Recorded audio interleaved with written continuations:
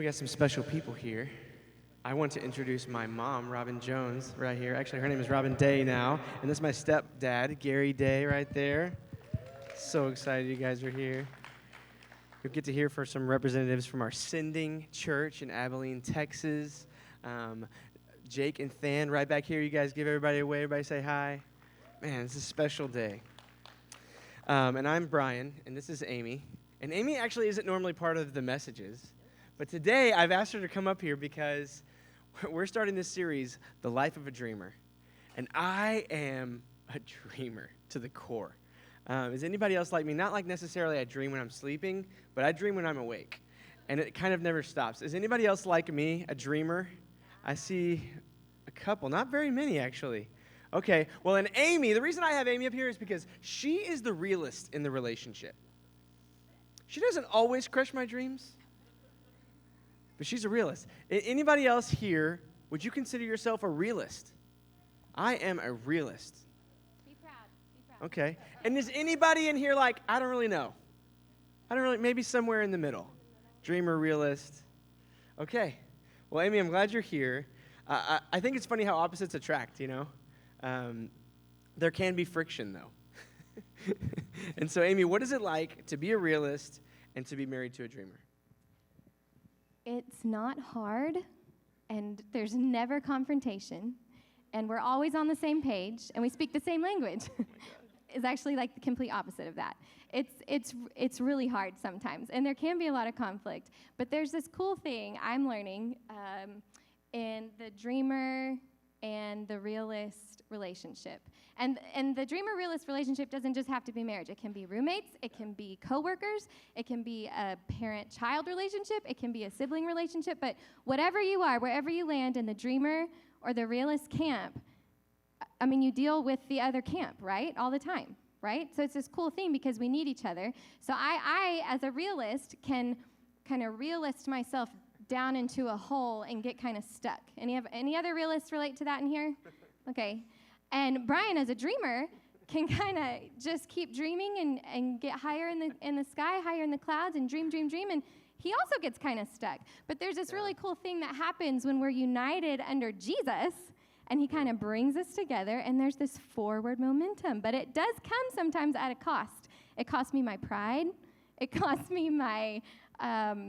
It costs humility. I have obviously, if it costs me my pride, I have to be humble to be open to another idea.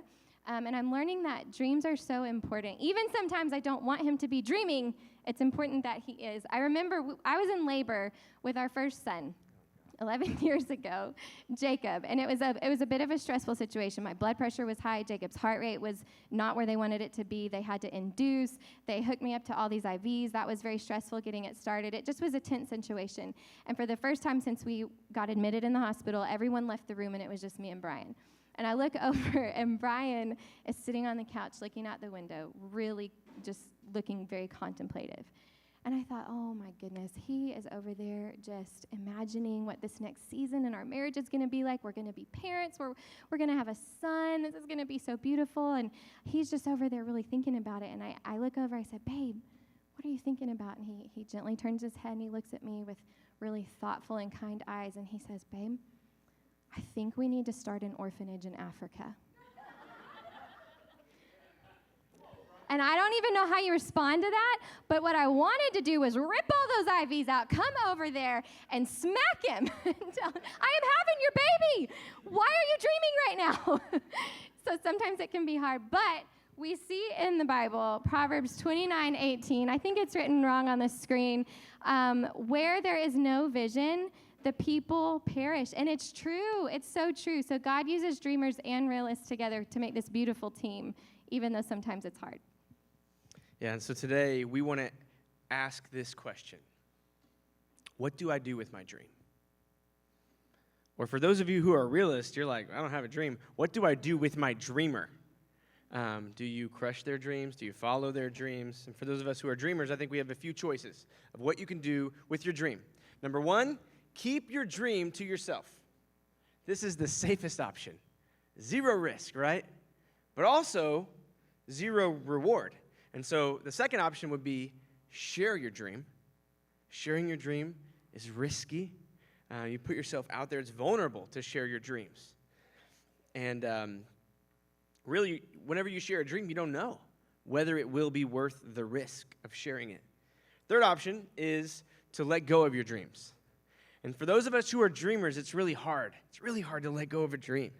But when a realist sees a dreamer let go of their dream, it like lowers their blood pressure and they sigh a sigh of relief and they're like, okay, they're not completely crazy.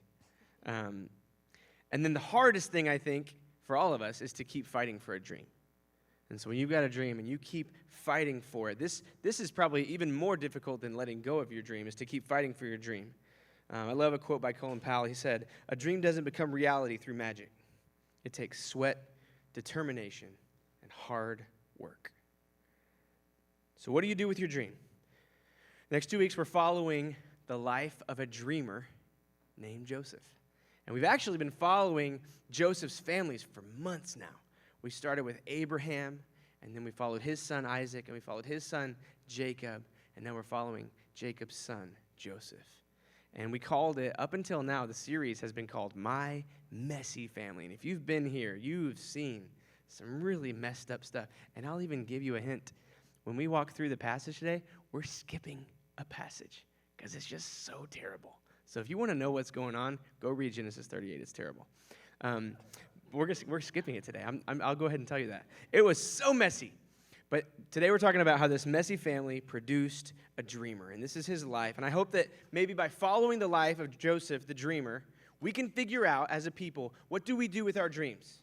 Or for those of you who aren't a dreamer, you'll say, what do you do with my dreamer? So, Amy, go ahead and just start telling the story. We're in Genesis 37. If you want to follow along in your Bible, we're just going to tell the story like they did back before there was even a paper Bible. So go ahead.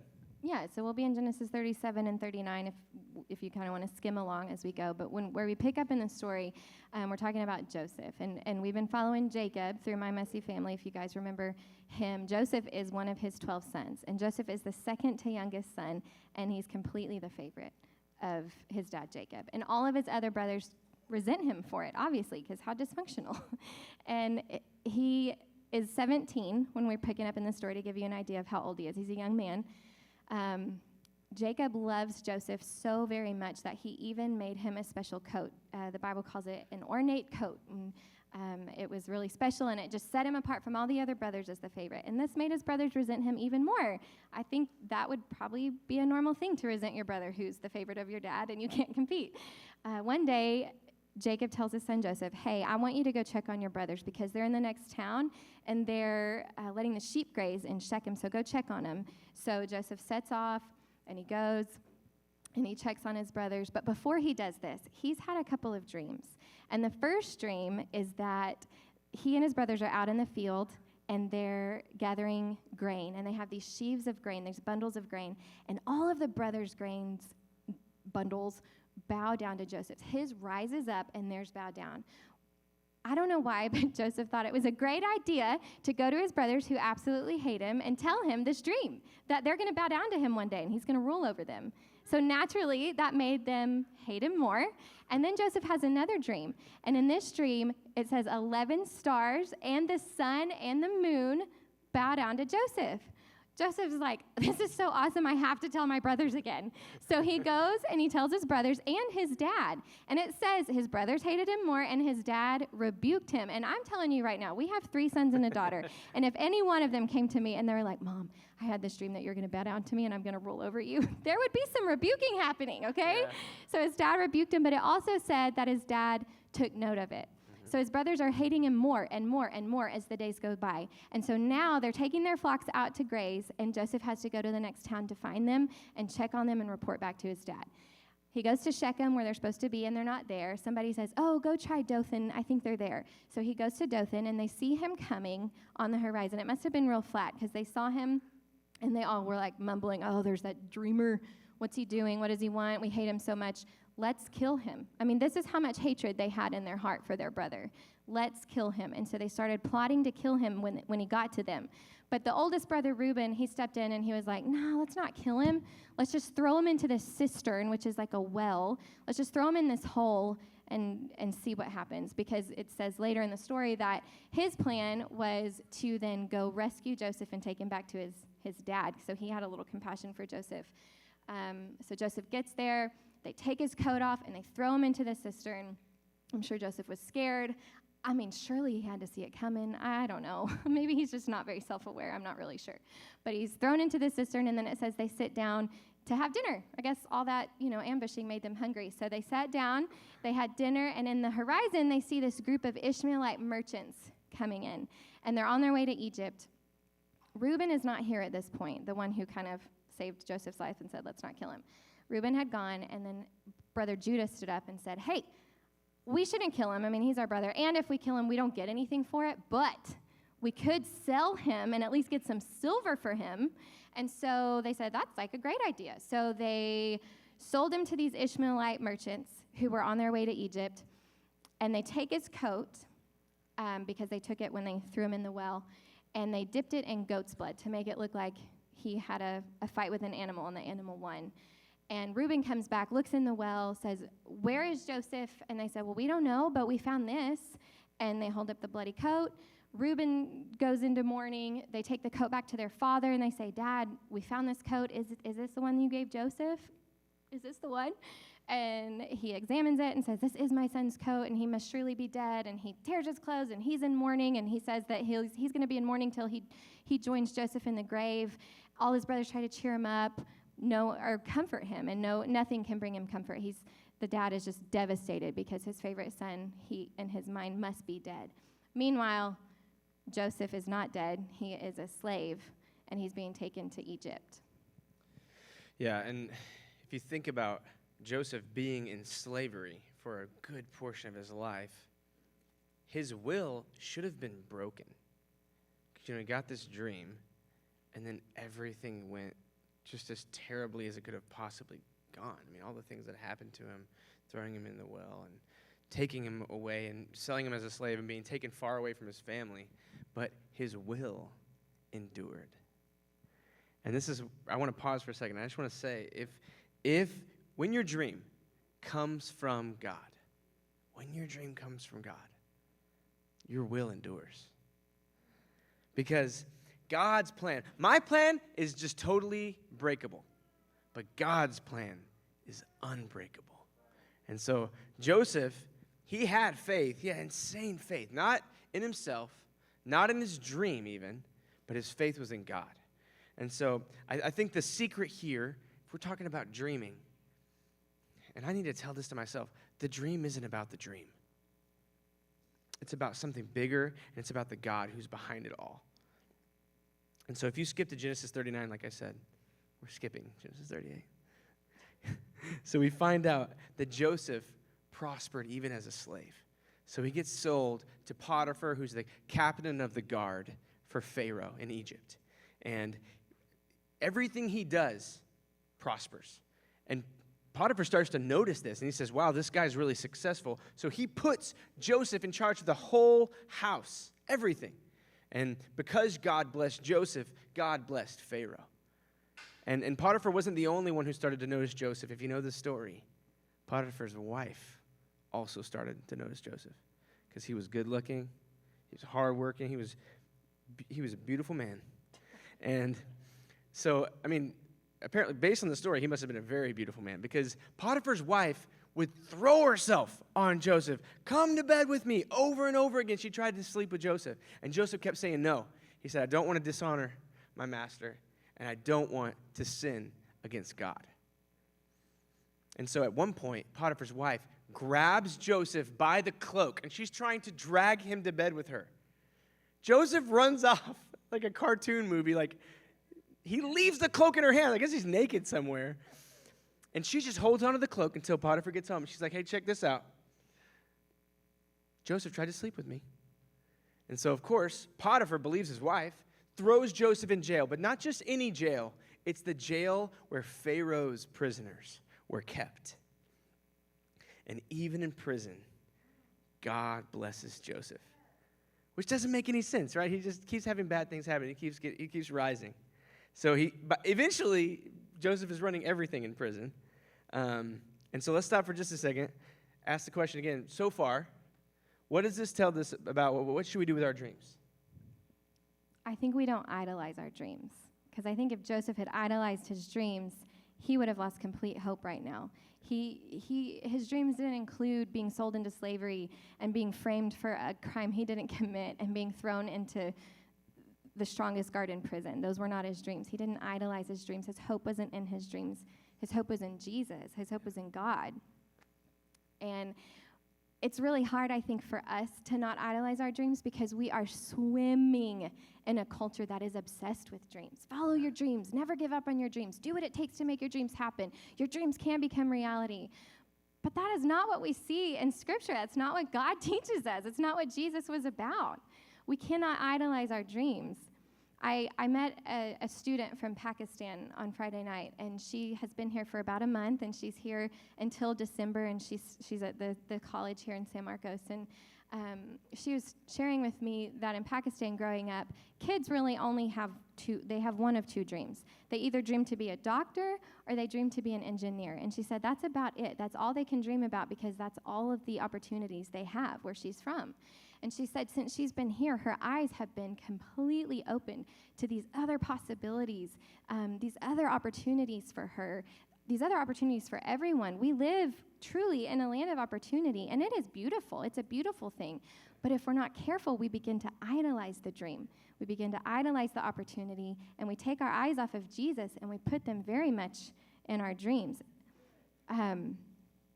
So if we're not going to put our faith in our dreams, where do we put our faith? Where do we put our hope? And so we're going to keep walking through this story. So Joseph is running Pharaoh's prison. It said the prison guard didn't even check on what Joseph was doing because he trusted him so much, because clearly the hand of God was on him. So he wasn't being micromanaged. He was just running it, and he was doing it well because God had shown him favor there. And it says that Pharaoh's chief baker and his cupbearer offended him. And we don't know what they did to offend him, but it must have been pretty bad. Or Pharaoh maybe was just in a bad mood that day. We don't know, but he throws them into prison, and they get put under Joseph's care. And Joseph's coming in and checking on them, and one day he notices they're kind of down, and he says, "Hey, why are you so sad?" And they said, "Well, we had these dreams, and there's no one to interpret them, and we don't know what they mean." So he said, "Well, interpretation belongs to the Lord. Tell me your dreams, and we'll see what the Lord says." And so the cupbearer goes first, and he had this dream about these 3 vines, and they were flourishing, they were doing great. And Joseph said, "Oh, well, that just means, the Lord he's given me the interpretation of your dream, and in 3 days from now, you're going to be released from prison, and Pharaoh's going to restore you to your position, and everything's going to be great. But hey, when it happens, please remember me, because I really don't want to be in prison anymore, and I'm here, and I didn't even do anything to deserve it. So please remember me when Pharaoh restores you. Maybe just put in a good word for me." So then the chief baker's like, "That's great news. Can you do my dream?" And so he tells Joseph about this dream. It's pretty graphic, the interpretation of it, but the dream is 3 baskets on his head filled with bread, and the birds are eating the bread. And if you want the graphic interpretation, you can read it. I read it, and I said, ew. But Joseph said, "Well, in 3 days, Pharaoh's going to kill you. You're going to die." It's not great news for the baker, but it's what happened. And so in 3 days, sure enough, the cupbearer was restored to his position, and Pharaoh had the baker killed. And the cupbearer did not, however, remember Joseph, which is such a bummer. So 2 years still go by. Joseph's still running the prison, still in prison. Poor Joseph. And Pharaoh has a dream. And he's really, really stressed about his dream. He dreams about these 7 fat cows coming up from the Nile and these 7 skinny cows coming up from the Nile. And then the skinny cows eat the fat cows, and he's so confused. And then he has another dream about 7 big, healthy bundles of grain, and then 7 really scorched, withering bundles of grain, and the scorched grain eats the healthy grain. And he's very stressed about these dreams. He doesn't know what they mean. He hires all the best magicians in Egypt. No one can interpret his dreams. And the cupbearer's like, "Oh, yeah, actually, I know a guy back in prison who interpreted my dream. Maybe he could help you out." So they get Joseph from prison. They clean him all up, shave his face. He gets a shower, change of clothes. He's presented to to the Pharaoh. And the Pharaoh tells him his dreams. And he says, "Can you interpret them?" And Joseph says, "No, I can't." And it's a bummer for Pharaoh until Joseph says, but God can. So he's immediately giving God the glory for the interpretation that's about to come. Well, it turns out his dreams mean that in Egypt, there's going to be 7 years of bountiful harvest, and they will have plenty. And then after that, there's going to be 7 years of famine in all the land, and it's going to be really bad. So use these 7 years of bounty and store up for yourself some grain to get you through the famine. Pharaoh is so grateful that he puts Joseph in charge of this whole operation. And he's like, you're the task manager, you're the CEO, here you go. You be in charge of this. So he's basically in charge of Egypt for a little while for those 7 years. And it says they store up so much grain, they stopped even counting because it was so much. They just stored. So when the famine came, no one had grain except for Egypt. And they're coming to Joseph, and they're asking for grain, and they're bowing down to Joseph, just like his dreams predicted. And we'll pick up the rest of the story next week. But I think we have enough of it now to talk about what do I do with my dream? Or for those of you who are like a realist, what do you do with your dreamer? First of all, do not throw them in a cistern. Do not sell them, as much as you may want to. For those of us who are dreamers, I think the first thing we do with our dreams is we see Joseph's story and just look at the path to his dream. When I get a dream, any other dreamers you're like me, I get a path to my dream, and it's like, I'm right here, and this is my dream, and this is how it's going to go, and then in the end, ta-da, it's going to be great. Does anybody else see this in your dreams? So that's kind of how I dream. But then the reality, I guess it's helpful to be married to you because you help me see reality, and this story helps me see reality. Precious. Joseph's dream didn't go like this. It was like, and then eventually it comes out the other way. And so I think that it's really important for us to acknowledge the path to your dream is not a straight line. Path to your dream is not a straight line. Amy and I had a dream of serving God that has really evolved over the years. It's changed a lot. And so why don't you just fill them in on, like, what did you first experience when there was a dream in your heart to serve God? And how has that changed and evolved over the years?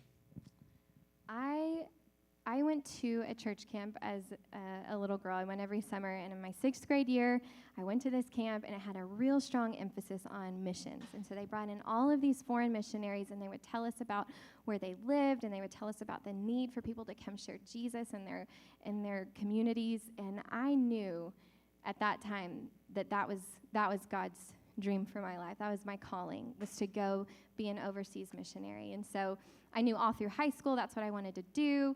And people react real funny when they're like, what do you want to do after high school? I'm like, I want to be a missionary. You know, some people are like, that's awesome. And some people are like, oh, so you're going to be broke. You're going to be poor. Okay, that's great. So I went to college. I met Brian. We started dating. He said, hey, what do you want to do? Like, what's your dream? I said, well, I want to be a missionary. And he was like, oh, I think I could do that too. And so we pursued that together. We got married. I finished school. We moved to seminary. And the plan at that time, they had this 2+2 program. And so you do 2 years on the campus at seminary, and then you finish the master's degree on the mission field. And so we would be overseas serving as missionaries when he finished his program. And so that was the plan. We moved to Fort Worth. We started seminary. He was in classes. I got a job. And then we got surprise pregnant with Jacob, with our firstborn. And it was wonderful because thank God we couldn't figure out the timing of kids. So the surprise was welcome. And then the dream changed a little, and God said, no, you're not going overseas. I've got a different plan for you. And at that time, we didn't know what it was, but now we know it was to come here. And so I think that the dream that God put in my heart as a 6th grade girl, it has turned out very differently than I thought at that time it would turn out. Yeah, I mean, think about, just for a second, everything we would have missed out on if we had just held on to our first dream, and that was where our faith was. That's where our hope was, and we just kept going with that. I mean, we would have missed out on raising our family and starting our family in Texas.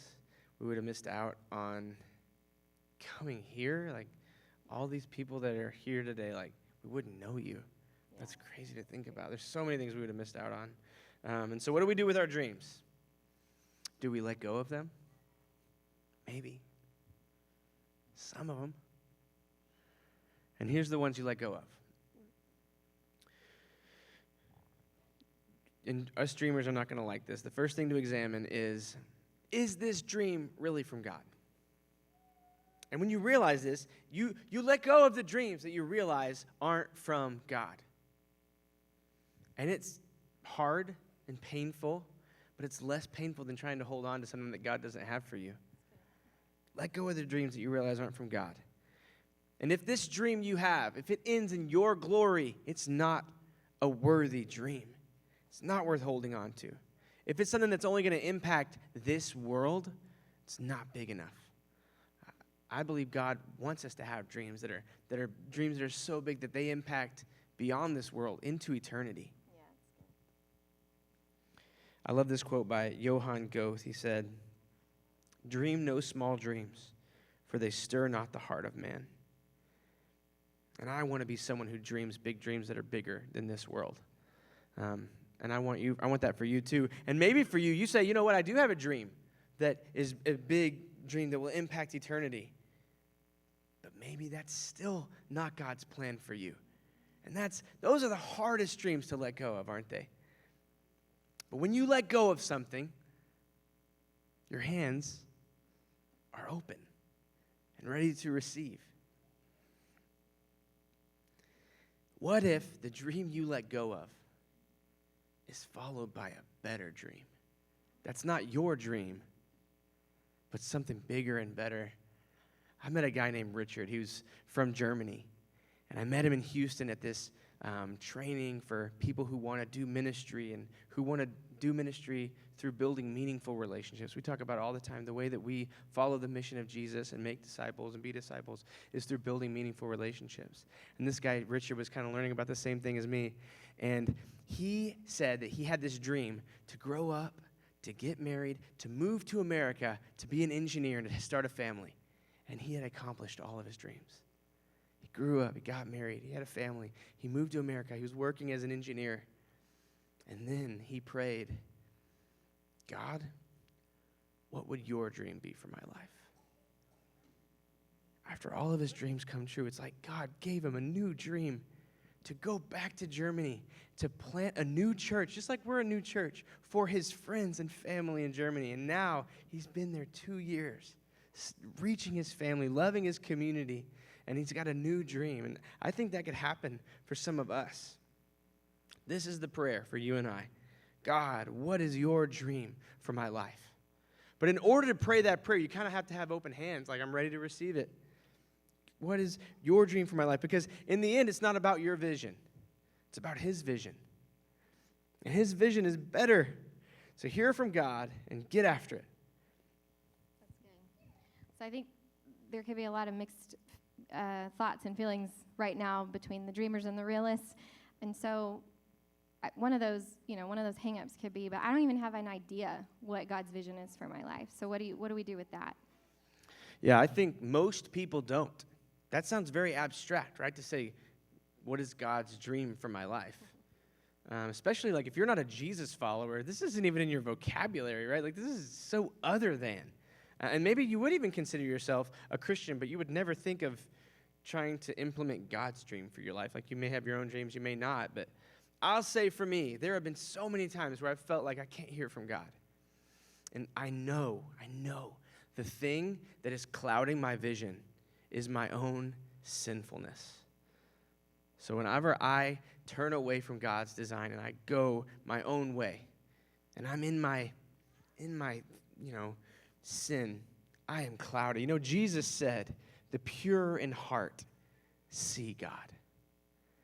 And that purity doesn't come from you. It comes from him. That purity comes from him in such a way that he gives you the power to turn away from your sin and turn to him. And when you're looking to him and you're not looking to your own way, you have clarity. That was a good point. You have clarity. You have vision. You get dreams from him. And so my hope is that just like Joseph, think about Joseph. I'm sure Potiphar's wife was beautiful. I'm sure Potiphar would have never found out. But Joseph turned away from that temptation to sleep with Potiphar's wife. And I believe that in the process of doing that, he kept clear vision of the dream that God had given him. That's good. What about the hang-up that I've been burned by dreams in the past? We have never been burned by our dreams. Everything's gone exactly as we would have wanted to. So we knew there was a pandemic coming 6 months after we moved to California. Just kidding. We moved here in the fall of 2019 with a plan to gather a bunch of people. There was never anything wrong with gathering a bunch of people before 2020. And so here we are, March of 2020. We got like this huge vision night planned. Got like 100 people RSVPing. We got our friends who own the Chick-fil-A, they donated 100 chicken sandwiches for our vision night. And then 2 days before, of course, it became illegal for people to meet together. So yes, we've felt burned by our dreams before. Anybody remember Zoom church? Ooh, that was rough. We have been burned by our dreams. Our dreams have not looked like the way we thought they would look.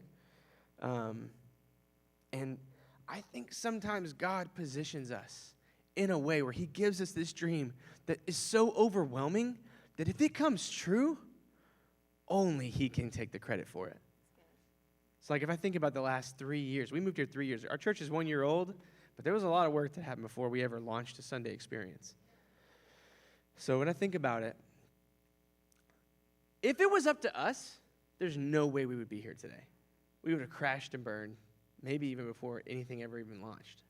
But I believe it was God that got us here. And those of you who know us, who know me and Amy, you know, like, we're not responsible for this church being here. It was God's idea. He brought all these people together. Most of these people didn't even know each other when we moved here. And, you know, you think about Joseph. Joseph got burned by his dream. His dream got him put in a cistern and sold into slavery. So you will be burned by your dream. I think as a realist, I have a hard time dreaming. It doesn't come naturally to me, and so I feel a little crazy when I start to dream. Yep. So what about the person, the realist or the dreamer, who says, if I keep dreaming, I'm going to seem crazy? And this is so true. People will think you are crazy when you share your dreams. But let me ask you, are you really living for people's approval? It's so much more fun when you're not living for their approval. And you know what? All of us dreamers, we are crazy. I love the story of Alice in Wonderland. There's a little interaction between the Mad Hatter and Alice. The Mad Hatter says, have I gone mad? And Alice replies, I'm afraid so. You're entirely bonkers. But I'll tell you a secret. All the best people are. Pretty much every dreamer is thought to be crazy. And so if you have a dream and you actually share it with someone else and you actually pursue it, people will think you're crazy. You kind of have to be crazy to be a dreamer. You know, Thomas Edison, he made 1,000 versions of the light bulb that didn't work. He had to be a little crazy, right? That was crazy. And then finally, after 1,000 attempts, he got one that worked. Dr. Seuss submitted his first book to 27 publishers that all turned him down. Why? He's crazy. That's crazy. But you kind of have to be crazy to have a dream. And you know, Joseph, of course, his brothers thought he was so crazy that they wanted to kill him and sell him. They thought he was crazy. And did you know part of God's plan is for people to think your dream is crazy? So that when it comes true, it's like, oh, that wasn't you. That was God. When they see your dream come true, they know that it's God's dream and not yours. And you know who else they thought was crazy? Jesus. So you're in good company if people think you're crazy. In fact, the greatest contribution that we get from Joseph is a picture of Jesus. Just like Joseph. Jesus was the Father's chosen son, but everyone hated him. He was rejected. He was hated by his own brothers. They wanted to kill him, and he was betrayed for silver, just like Joseph. He was taken away and held in captivity. He was wrongfully accused, but he never lost faith in God's plan. He was faithful through it all. And in the end, he was raised up in glory. And in all of that authority, he made a way for his brothers. He made a way for his family to come. He was the Savior. And we'll get into more of the story of Joseph next week, but that's my favorite thing about Jesus and about Joseph, is that Joseph shows us Jesus. So what kept Jesus going? What kept Joseph going? I believe it's because they weren't looking at their circumstances. When you're looking at your circumstances, you're looking down. Sometimes there's some desperation in that. But we love to say something. You can see it in a circle of balloons over there. We say it all the time. I'll say it till I'm blue in the face. Keep looking up. Our name, the Hills Community Church, comes from Psalm 121, where it says, I lift my eyes up to the hills. Where does my help come from? It doesn't say my help comes from my dreams. It doesn't say my help comes from myself.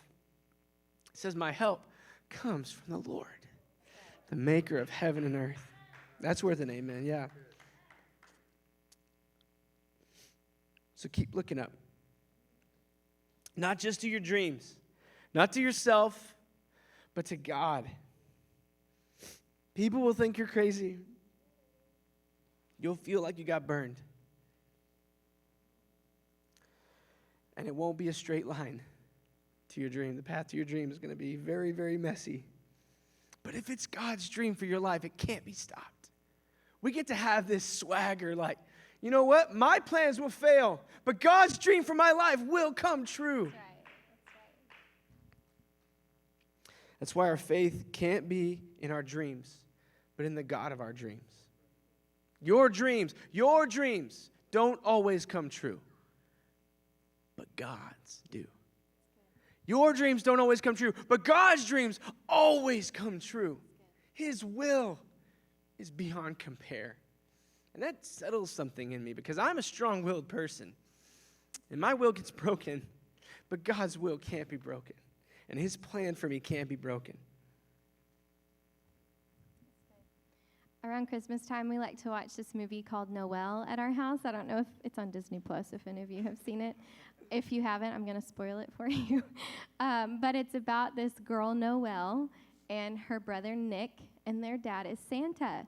And at the beginning of the movie, their dad dies.